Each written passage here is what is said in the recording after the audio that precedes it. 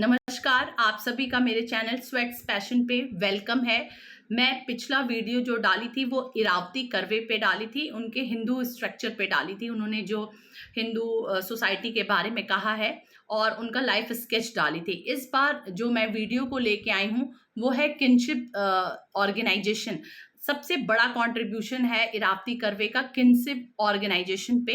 तो आज हम लोग ये समझते हैं। मैंने पहले ही कहा था कि इनके वीडियो को मैं 2-3 वॉल्यूम में लेकर के आऊंगी। तो इनकी बुक का जो नाम है वो है किनशिप ऑर्गेनाइजेशन इन इंडिया। 1953 में ये बुक पब्लिश होती है।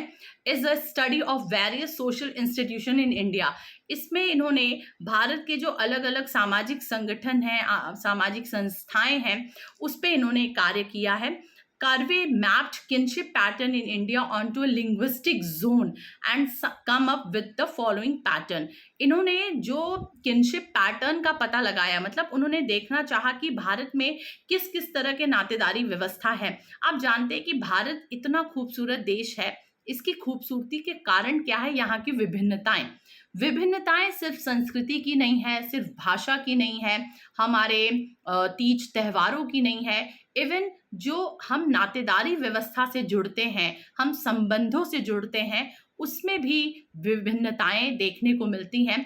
जब आप नॉर्थ में जाएंगे तो यहाँ पर जो नातेदारी व्यवस्था आपको दिखेगी वो बिल्कुल अलग तरीके की दिखेगी। साउथ में जो किनशिप पैटर्न है, ईस्ट में, वेस्ट में, हर जगह अलग अलग है। तो इसको समझने की कोशिश की और इसको समझने की शुरुआत कैसे की? उन्होंने लिंग्विस्टिक जोन पे, जैसे भारत का अलग अलग लिंग्विस्टिक जोन है, अलग अलग भाषाओं में भारत को बांटा गया है, उसी तरह उन्होंने उस लिंग्विस्टिक जोन को उठा करके उसमें किस तरह का किनशिप पैटर्न देखा जाता है ये देखने का प्रयास किया है उन्होंने। और उन्होंने बेसिकली 4 पैटर्न बताए हैं। इंडो यूरोपियन और सांस्कृतिक organisation in the northern zone, दूसरा है Dravidian kinship in the southern zone, third है central zone in of mixed pattern, and the fourth one is Mundari kinship system in the east. आप देखिए, north, south, पूरा central India और east, इस तरह से उन्होंने इसका डिवीजन किया है। नेक्स्ट क्या बताया उन्होंने बोला कि Iravati Karve uses a comparative analysis to look at the 4 cultural zone with an idea to conclude on the regional pattern of social behavior in society. इन्होंने comparative analysis किया, मतलब northern zone, southern zone, eastern and central zone का इस तरह से comparative analysis किया और cultural zone को बांटा और उससे फिर जो किनशिप पैटर्न है उसको निकालने की कोशिश की। द डिफरेंट रीजन्स में show different local patterns of social behaviour of society. The different regions में शो डिफरेंट लोकल पैटर्न्स। इन्होंने कहा कि जो अलग अलग रीजन्स हैं, जो अलग अलग क्षेत्र हैं, उसके अलग अलग सोशल बिहेवियर देखने को मिलते हैं।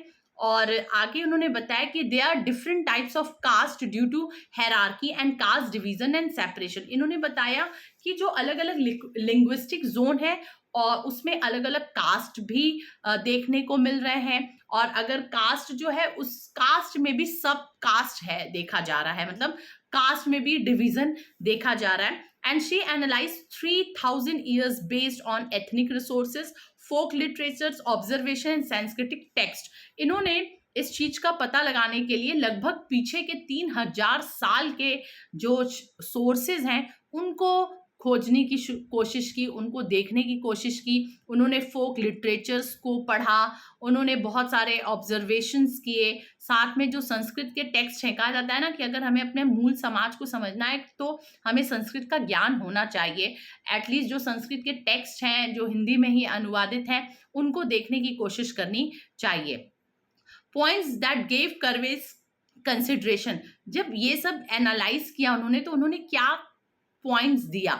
पहला दिया कि kinship in terms of Indian languages, दूसरा दिया behaviour and attitude in the context of languages, third दिया rules of descent and inheritance, ये देखा, फोर्थ देखा marriage and family pattern, and the fifth देखा कंपैरेटिव स्टडी ऑन द सांस्कृतिक north and Dravidian south. ठीक है, सबसे पहले इन्होंने देखा है kinship in terms of Indian languages. जो भारत की भाषाएं हैं उसमें नातेदारी को किस किस तरह से डिफाइन किया गया। जैसे आप अगर नॉर्थ में जाइए तो वहां पर किनशिप के लिए अलग अलग टर्म्स है, जैसे हम चाचा, फूफा, मामा, ये सब बहुत सारी चीजें बोलते हैं। जब हम जब हम अगर साउथ में जाएंगे तो अलग चीजें देखने को मिलेगी। ये जानने की उन्होंने कोशिश की कि किस तरह का किनशिप का टर्म्स पूरे ऑल ओवर इंडिया चल रहा है। Behaviour and attitudes in the context of languages, ये देखा। रूल्स ऑफ डेसेंट्स एंड इनहेरिटेंस, जो भी वंश परंपरा है हमारे, उसके नियम कानून को देखा कि जो वंश परंपरा डिफाइन है नॉर्थ में कैसी है, साउथ में कैसी है, उसको कोशिश की तलाशने की। मैरिज एंड फैमिली पैटर्न, विवाह और परिवार का जो पैटर्न चल रहा है नॉर्थ में साउथ में, उसको देखने की कोशिश की। और उन्होंने कंपैरेटिव एनालिसिस किया, जो संस्कृत, नॉर्थ में संस्कृत क्षेत्र और साउथ में द्रविडियन क्षेत्र का कंपैरेटिव एनालिसिस इन्होंने किया है। आगे देखते हैं। Within each linguistic region there are variation between the caste and sub caste. और फिर उन्होंने बताया कि भारत जो अलग अलग लिंग्विस्टिक क्षेत्र में बटा हुआ है ना, कहीं पर तमिल, कहीं पर तेलुगु, कहीं पर बंगला, कहीं पर हम संस्कृत, कहीं पर फारसी, उर्दू, अलग अलग भाषाओं को हम बोलते हैं। तो जहाँ जो भी लिंग्विस्टिक रीजन है भारत की, उसमें अलग अलग कास्ट और सब कास्ट भी देखने को मिल रहा है। The unity in all this diversity was provided by the Shruti literatures, Ved, Brahmans and Upanishad, and the epics such as Mahabharata and Ramayana, which she reads as a sociological and psychological studies of the joint family in the ancient North India. और इन्होंने बोला कि देखिए, हम linguistic, हम भाषा के आधार पर बटे हुए हैं। फिर उन्होंने देखा कि भाषा के आधार पर बटे हुए हैं, पर हम सभी के यहाँ मैरिज सिस्टम अलग अलग है, हम फैमिली सिस्टम हमारे यहाँ अलग अलग है। मतलब जिस भी क्षेत्र में जाइए आपको मैरिज सिस्टम, फैमिली सिस्टम सब अलग अलग दिखने को मिलेगा। फिर उन्होंने बताया कि हर लिंग्विस्टिक जोन में अलग अलग कास्ट और सब कास्ट के लोग हैं, तो they are so much diversity in India. अगर इतनी डाइवर्सिटी है, फिर यूनिटी कैसे है हमारे देश में? तो उन्होंने बताया कि जो हमारे श्रुति लिटरेचर्स हैं, जैसे वेद हैं, उपनिषद हैं, ब्राह्मण हैं, ग्रंथ, ये सब, और जो हमारे दो महाकाव्य हैं, महाभारत और रामचरितमानस, इनके वजह से हमारे यहाँ यूनिटी देखने को मिलती है। और इन्होंने क्या किया कि ये जो एपिक्स हैं उसमें जो फैमिली स्ट्रक्चर है उसको सोशियोलॉजिकल और साइकोलॉजिकल पॉइंट ऑफ व्यू से समझने की कोशिश की। ओके, मतलब वहां भी जो फैमिली सिस्टम है उसको देखने की कोशिश की। North Indian Indo European kinship is analyze through etymological analysis of kinship in terms of different languages. Etymological मतलब क्या होता है? Relating to the original and historical development of words and their families, their meaning. देखिए, इनका कहना है कि जो नॉर्थ इंडियन जो किनशिप है, ठीक है, भारत के जो उत्तर में जो किनशिप व्यवस्था पाई जाती है, इंडो यूरोपियन किनशिप सिस्टम जो पाया जाता है, उसको उन्होंने एटिमोलॉजिकल उसका एनालिसिस किया। एटिमोलॉजिकल एनालिसिस मतलब कि जो शब्द चलते हैं, ठीक है, उसका उन्होंने हिस्टोरिकल डेवलपमेंट देखना शुरू किया, उसकी मीनिंग्स को समझना शुरू किया। मतलब आप देखिए तो अगर किनशिप सिस्टम में देखिए तो नॉर्थ जोन में किनशिप सिस्टम में बहुत सारे वर्ड्स हैं। मैंने पहले ही बताया कि हर रिलेशन को हमने शब्दों में बयां कर दिया है। बल्कि साउथ में या वेस्टर्न कंट्रीज में जाइए, एक शब्द अंकल है, अब वो बहुत सारे अंकल, यहाँ पर हम पापा के भाई को चाचा के नाम से, माँ के भाई को हम मामा के नाम से, इस तरह से हम सारे टर्म्स हम यूज करते हैं। ठीक है, तो इस एटिमोलॉजिकल एनालिसिस की जो भी शब्द चले हैं उसका हिस्टोरिकल बैकग्राउंड क्या है, उसका डेवलपमेंट क्या है, इसको उन्होंने खोजने की कोशिश की। ओके, आगे चलते हैं कि curve notes that in the north women are separated from their families at an early age and sent off to live with the unknown in-laws for away। Curve ने ये ध्यान दिया कि जो नॉर्थ विमेन है, मतलब जो नॉर्थ इंडिया की महिलाएं हैं, उनकी शादी, अब जब इरावती कर्वे ने स्टडी किया था उस समय तो और भी बाल विवाह होते थे ना, तो उन्होंने कहा कि उनकी शादी बहुत जल्दी हो जाती है और वो बहुत जल्दी अननोन जो इन लॉज होते हैं, मतलब लड़की, देखिए शादी के पहले अब हम बहुत फ्रैंक फैमिली में चले जा रहे हैं, लव मैरिजेस हो रहे हैं, हम फैमिली को बहुत पहले से जान रहे हैं, पर वो समय याद करिए कि जब एकदम अननोन शादी शादियां होती थी, लड़कियां कुछ भी नहीं जानती थी अपने घर, जिस इन लॉज के यहाँ जा रही हैं, और वो उठ करके एक ही दिन में चली जाती थी और एक ही दिन में उनका पूरा संसार बदल जाता था। तो उन्होंने ये बात कहा, ये बोला कि नॉर्थ इंडिया में ये चीज ज्यादा होता था, whereas in the south a girls is among her relatives even after marriage. बल्कि उन्होंने ये डिफरेंस देखा कि साउथ में जो लड़कियां हैं वो शादी के बाद भी अपने ही लोगों के, अपने ही रिश्तेदारों के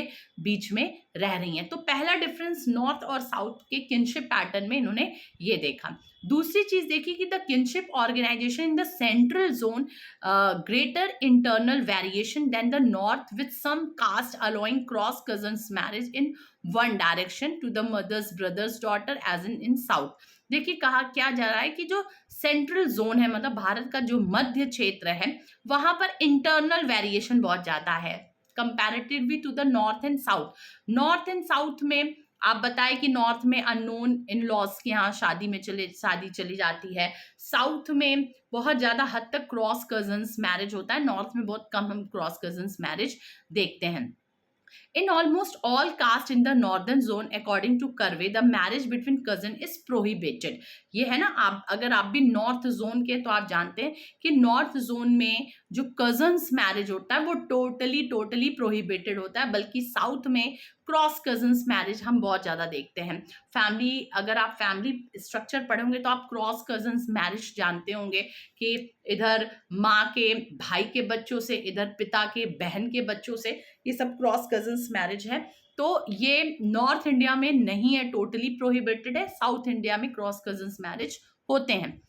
फिर उन्होंने ज्वाइंट फैमिली का एक डेफिनेशन दिया। आप सभी इरावती कर्वे को ज्वाइंट फैमिली से जानते हैं। जब भी आप ज्वाइंट फैमिली अगर पढ़ेंगे और लिखेंगे तो आप इरावती कर्वे को तो आपको कोट करना ही करना पड़ेगा ना। इरावती कर्वे ने तो ज्वाइंट फैमिली का सबसे खूबसूरत डेफिनेशन दिया है। उन्होंने क्या कि a joint family is a group of people who live under one roof. मतलब ज्वाइंट फैमिली हम किसको कहते हैं? जो एक ही छत के नीचे रहते हैं, eat food cooked at one hearth, एक ही किचन का बना हुआ खाना खाते हैं, होल्ड प्रॉपर्टी इन कॉमन, सभी उसी संपत्ति को धारित किए रहते हैं, who participate in common worship, सभी एक ही पूर्वज पूजा के में जुड़े रहते हैं, and are related to each other as some particular types of kindred, और लगभग सब एक ही जैसी व्यवस्था से जुड़े रहते हैं। इसको हम ज्वाइंट फैमिली कहते हैं। ठीक है।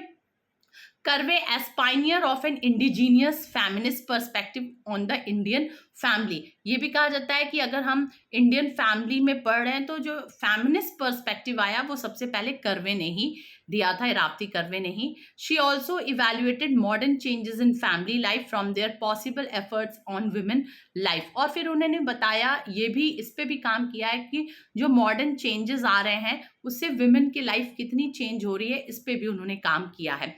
Iravati Karve's 1953 papers, The Kinship Map of India, highlights the customs of marrying close kin in South India in contrast to the principle of extended exchange in North India। इन्होंने Iravati curve की बहुत important एक और contribution है, वो kinship organisation और kinship pattern से ही जुड़ा मामला है, the kinship map of India. ठीक है, ये 1953 में पेपर आया और उसमें जो सबसे बड़ा कंक्लूजन इन्होंने दिया कि जो साउथ इंडिया में जो कस्टम्स होते हैं, जो मैरिजेस होते हैं, वो क्लोज किन के बीच में होते हैं। मतलब कि क्रॉस कजन मैरिज हो रहा है तो क्लोज किन हो रहा है, बल्कि नॉर्थ इंडिया में हम एक्सचेंज जो एक्सटेंडेड में देखते हैं कि दूर के फूफी की मतलब बुआ की लड़की से शादी हो रहा है, ऐसे। मतलब हम लोग एकदम नॉर्थ इंडियंस वाले इस जो क्लोज स्किन मैरिजेस को टोटली प्रोहिबिटेड करके रखे हुए हैं। ठीक है, अब इन्होंने एक एक करके जो बताया मैं उसको यहाँ पर बता रही हूँ। North India and kinship, south India and kinship, central India and kinship, मैं इसको थोड़ा थोड़ा बता रही हूँ। ऊपर मैंने बहुत कुछ एक्सप्लेन कर दिया है। In north India we have blood relations और एफिनियल रिलेशंस। नॉर्थ इंडिया में दो रिलेशंस देखने को मिलते हैं, एक ब्लड रिलेशन से हम जुड़े रहते हैं, एक शादी करके एफिनियल रिलेशन से जुड़े रहते हैं।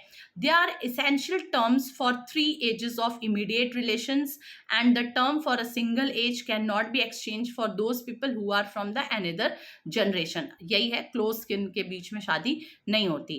The northern part of India contains, अब नॉर्दर्न पार्ट में कौन कौन है? Punjabi, Hindi, Sindhi, Assamese, Bihari, Bengali and Nepali. In these parts clan exogamy, अब देखिए इस इन नॉर्थ इंडिया में क्या क्या चीजें चलती हैं? क्लैन एक्सोगैमी चलता है, कास्ट एंडोगैमी कहता है, एंड टैबूज, ठीक है, taboos related to the sexual relations between the primary religions are practice. ये सब आप पढ़े हुए हैं, क्योंकि फैमिली स्ट्रक्चर पढ़े हैं तो आप ये सब जान रहे हैं। Features of northern kinship in India क्या है? टेरिटोरी है, टैबूज है, जीनियोलॉजी और एक्सोलॉजी। जीनियोलॉजी मतलब record of the history of the family और the tracing of the families lineage.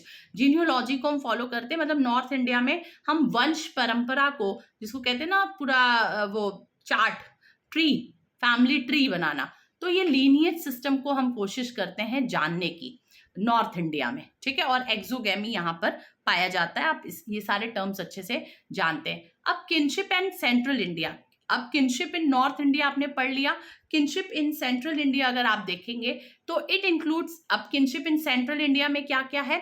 Rajasthan, Gujarat, Kathiawar, Chhattisgarh, Orissa, Maharashtra and their languages being Rajasthani, Gujarati, Kathiawari, Oriya and Marathi, ठीक है।